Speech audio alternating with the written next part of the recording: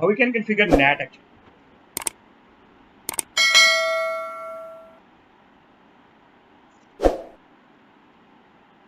There are two types of basic tasks to perform in static NAT translation.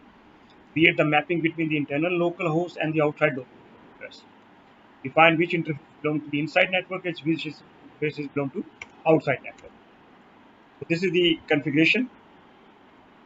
As you can see, basically you need to define two things: internal interface and external interface, right?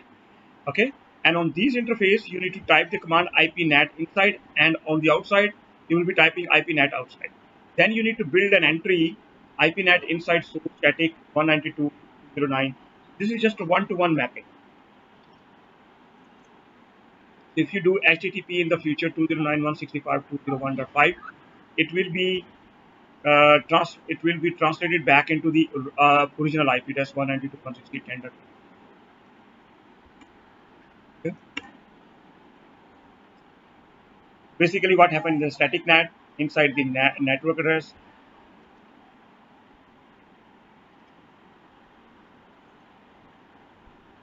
inside local, 10.2 inside global,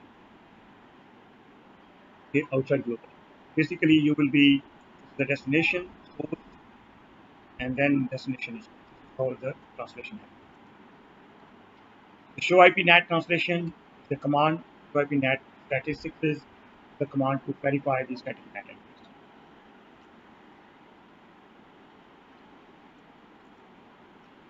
entries. Dynamic NAT address operation.